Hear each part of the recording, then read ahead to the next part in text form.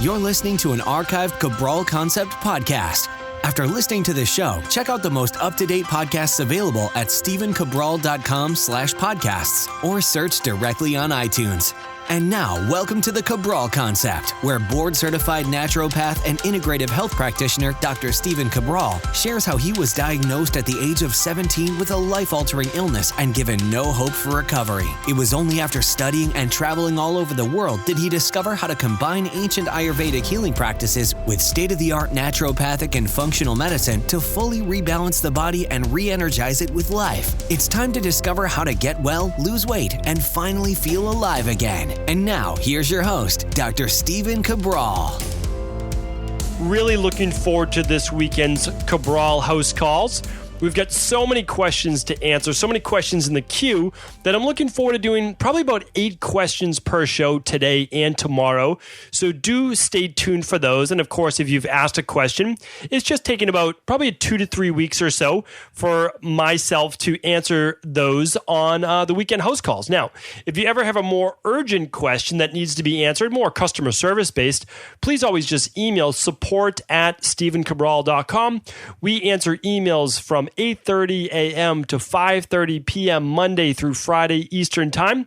And really, we're able to get people back to people really quickly. And our team just takes a lot of pride in being able to answer all of your questions. So always feel free to email my team. They're absolutely fantastic. And if you want me to answer your question, more, not customer service wise, of course, but more of a health-based question, wellness, weight loss, anti-aging, do feel free to submit it on the house calls. So let's get right into the questions because, again, we've got a lot to get through, really great questions, and I want to make sure that I give each one its due. So the first one today is from Erin. She's asking, "Hi, Dr. Cabral. I can't thank you and Julia Hayes enough for the positive influence you are having on our family and our health.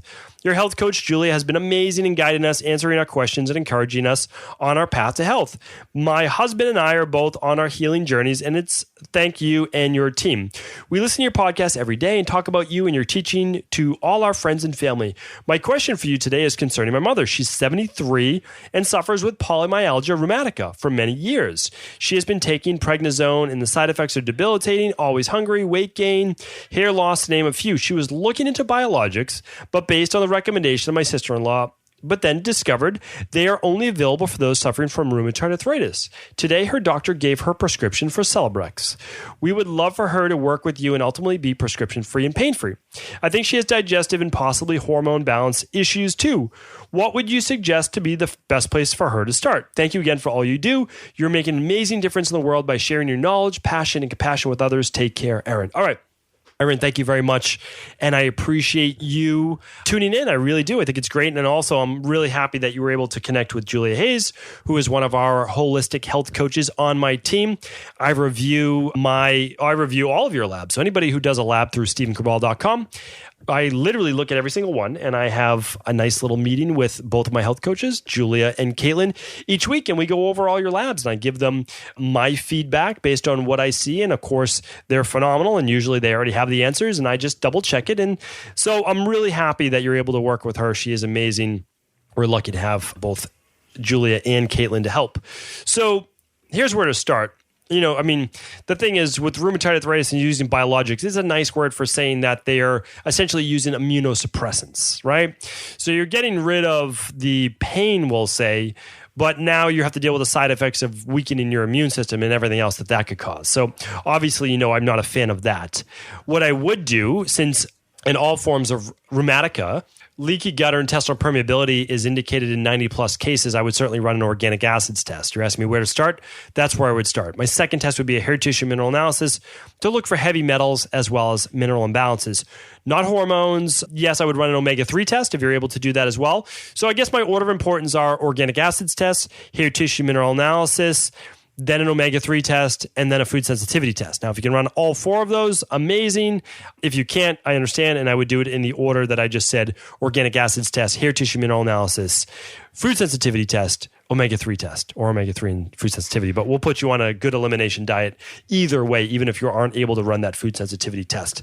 So After she runs those labs, then I would have her do the 21-day Dr. Cabral detox. Now, if she's 73 and she's not strong enough to do the 2 days of fasting, I understand.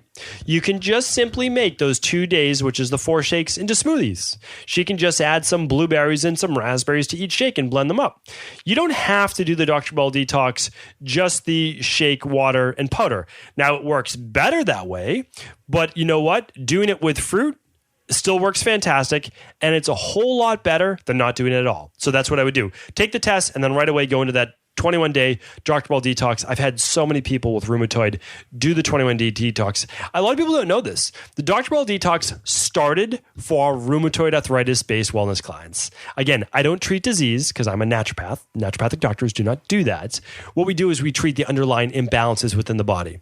It was started, believe it or not, that's why I started doing it. And I got phenomenal results, like a massive decrease in pain just in 21 days. The fringe benefits happen to be weight loss, decrease in inflammation, rebalancing of blood sugar, decrease in inflammation, all those different types of things, which of course help everyone. All right, next question. So really, really good. And of course, I would certainly, you're going to get another Skype coaching call with Julia or with Caitlin once you run those labs.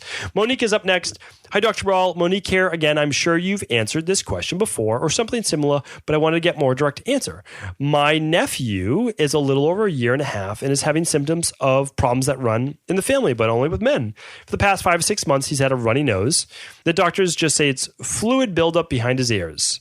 They want to put tubes in his ears, the same problem when he was very little. For a while, when he first started eating harder foods, he started having very disgusting poops and getting sick often. I believe he has taken a few different types of medication, but I'm not sure exactly what. I truly believe all that I've learned from you, that it is all related. He has some type of sensitivity. His mother doesn't think so. She's a nurse and believes he might just have to get tubes too. I want so badly to help, but don't want to step on toes. I know they will do what's best, but I'm not sure how to go about explaining this. He is also an awesome kid and have great parents, but they don't understand the natural health side of things. So I know your question and I already know the answer, and it is because I work with so many people in the same position, and it is too bad. I mean, the hard thing is getting people to come around to natural health because they don't think that it's a real thing, and it's so hard to believe since it's conventional medicine that's only 100 or so years old. And so like, it's so foreign to me to say like, oh, well, it's not proven. Like, first of all, there's just as many studies. Conventional medicine doctors not taught them, and they're not taught them in school because unlike naturopathic medical school, where everyone studies the first things for the same 2 years, meaning like every type of ology. So toxicology, biology, oncology, every ology. So all the studies of, but then the next 2 years in essentially for naturopathy, you're studying natural-based protocols. And in conventional medicine, you're studying pharmaceutical-based protocols. That's where you veer off. It's essentially the last 2 years. So here's my thing is that everyone who has fluid buildup and sinus-based infections should not be eating dairy. Gluten and eggs are close second and third, but dairy's number one. So if this child is eating dairy, he needs to stop immediately. There are no health benefits that he has to get from dairy that he can't get from other foods. So this is really plain and simple. Stop eating dairy. If you go to our support group, cabralsupportgroup.com, it's free to join. It's a Facebook group. You'll see many people who have gotten their kids off dairy and then miraculously, no more sinus infections, no more earaches, no more tubes, no more any of that.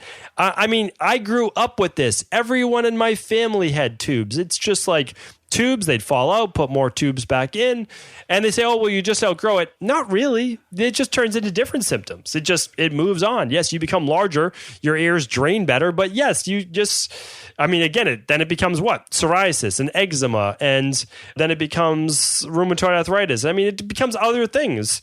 So I would do the children's immune protocol for sure, take a little extra vitamin C, and then run a food sensitivity test. If his mom's a nurse and she's gung-ho about conventional medicine, fine. Run a food sensitivity test, and then she will have the answers. We'll link up. So everything today will link up in the show notes. Just go to stephencabral.com/582 for all the supplement recommendations, lab test recommendations, research, all that good stuff.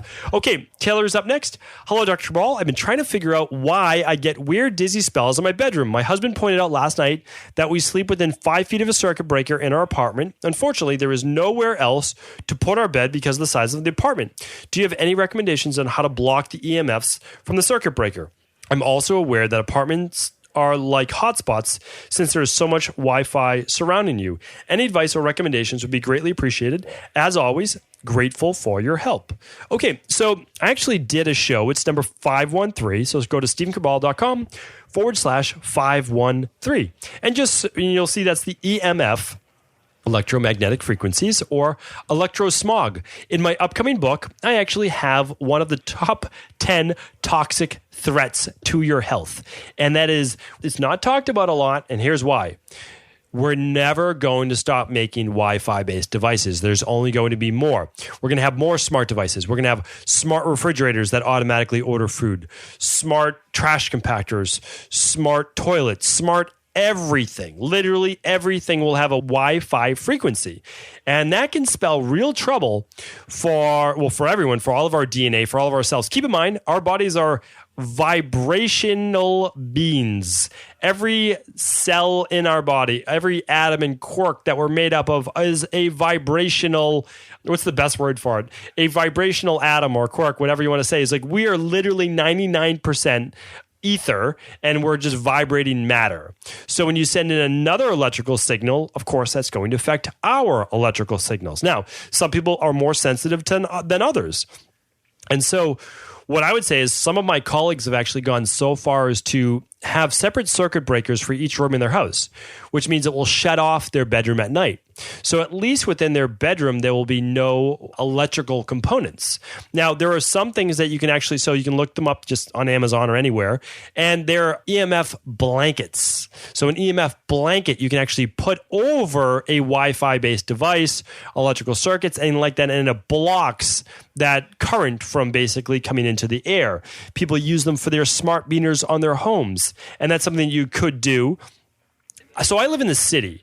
And in Boston, I'm in a condo. There's 14 condos just in my building alone. But keep in mind, within 100 yards, there's probably 2,000 condos, legitimately. I mean, these are all kind of brownstones in Boston. They're usually like 4 stories to 5 stories. And that means there's typically like 4 to 5 units at least per brownstone. And ours is just a double. So here's the thing. There is no escaping this for me in the city because around me, there's at least 2,000 Wi-Fi routers. I'm probably going to go with there's double that minimum of different devices. And so we're in this electro soup, or they call it electro smog. And we don't even know how dangerous it is, but we do see an increase in cancer. We see an increase in tumors, especially in the side of the head where the cell phones use. We see it now in children. I did a research study on that as well, where kids who use cell phones are more prone to brain tumors. Like, it's not a good thing. And I apologize, but I don't have a great answer for you, except you do your best to shut off all electrical equipment, and especially Wi-Fi and modems and routers at night, and certainly turn your phone onto airplane mode if you keep it in your bedroom. Ideally, keep all of that out of your bedroom. Okay.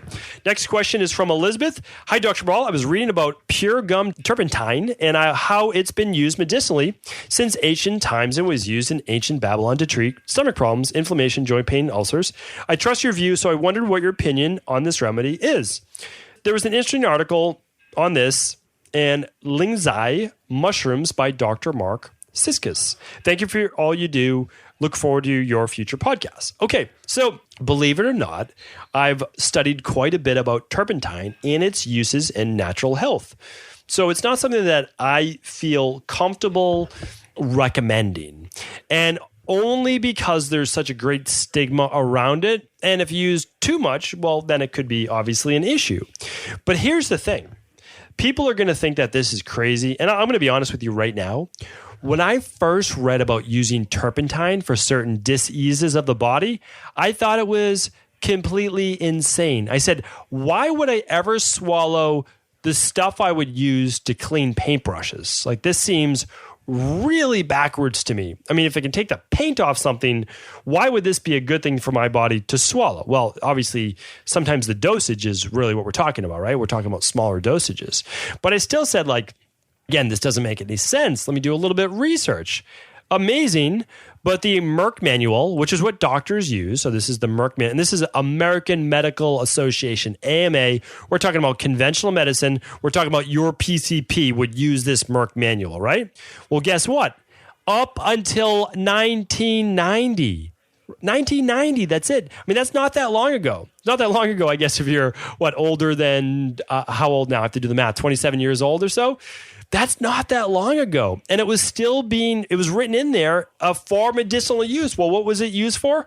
Gonorrhea, meningitis, lung disease, arthritis, abdominal problems like candida, parasites, yeast overgrowth, bacterial overgrowth, if I didn't mention those. It was used as a fungicide, used as a diuretic, an antioxidant, boosts the immune system as an anti-inflammatory, anti-convulsive, sedative, anti-stress, used for low blood sugar, used for removing high cholesterol. So, I mean, pretty amazing list of treatments, right? And so that's why I always go back to this. If I haven't heard of something before and it sounds completely insane, I just step back and say, to my knowledge base, this does not mesh with what I'm used to seeing and hearing, but I'm going to keep my mind open to it. I think that's the problem with the conventional medicine, like, oh, there's no basis to that.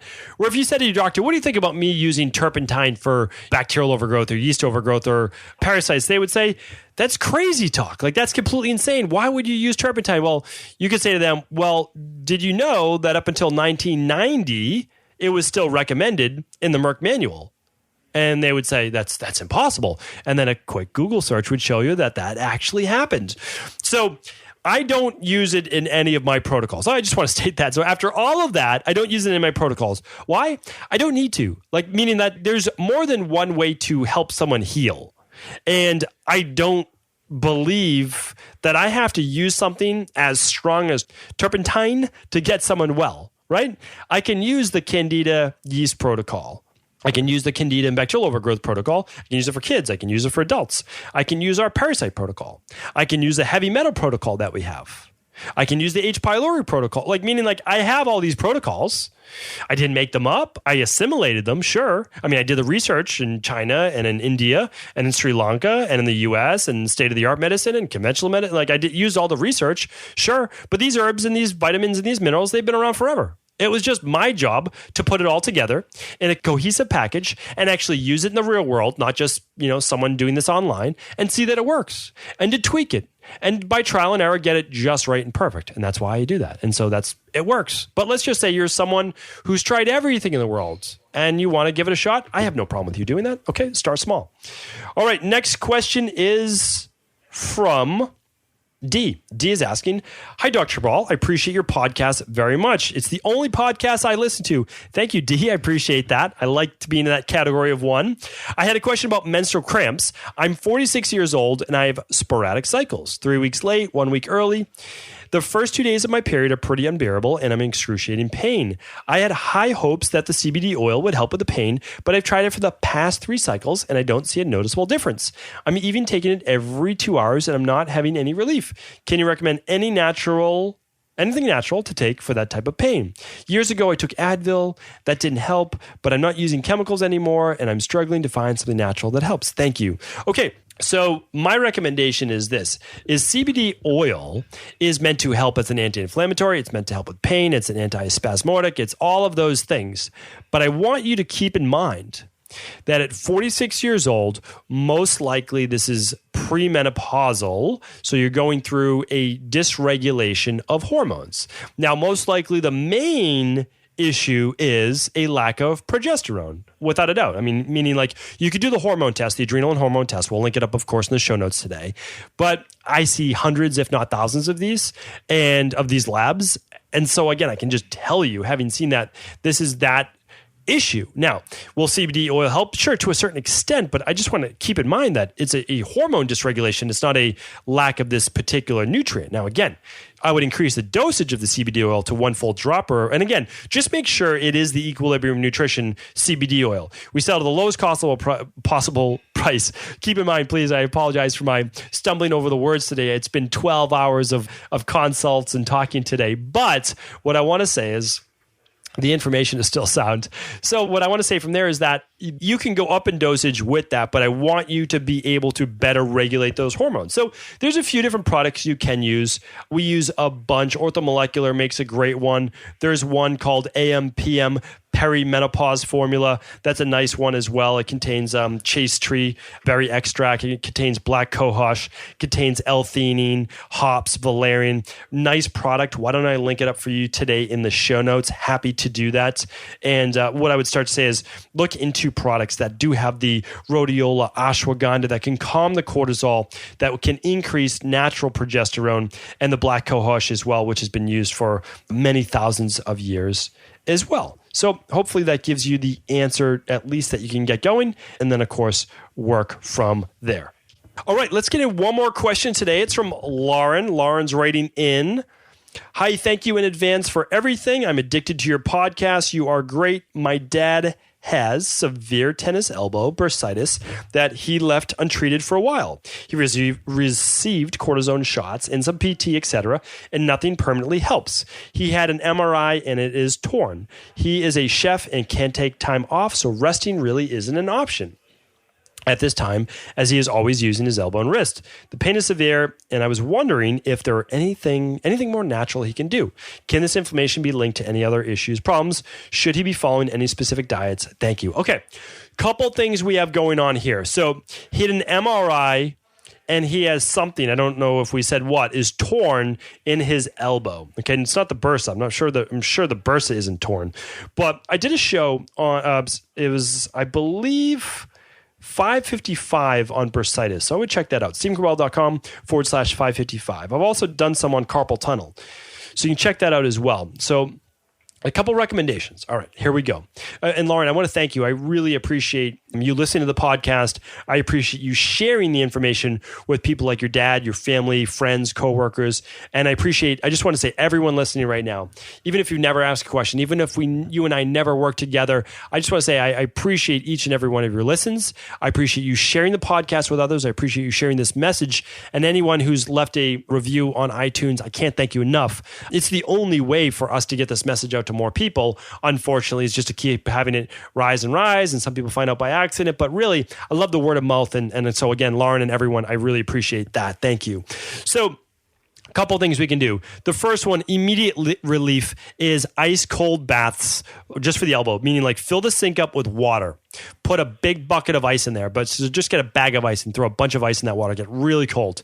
Have your dad put his elbow and submerge it for up to 3 minutes. After that, do the same amount of time with a heat pack. So 3 minutes in ice, or if he can do it, he might not be able to do that full time. Then 3 minutes with a heat, back 3 minutes in the ice, then 3 minutes with a heat pad. Do that for 5 rounds. That will help tremendously with the pain and inflammation. Okay, Number two is he can wear a neoprene sleeve, which will at least keep blood flow in the area while he's working and kind of like limit the overextension of the elbow, or maybe just help in general to keep the area a little bit more warm. Okay. He can also use things like curcumin and the other anti-inflammatories. I did a whole podcast on natural anti-inflammatories, and I recommend that without a doubt, checking out that show. So we'll try to link up to it. I don't have it right here in front of me, but our team is amazing, and I'll have them link up that show in the show notes for today. So just go to StephenCabral.com/582 for today's show, 582.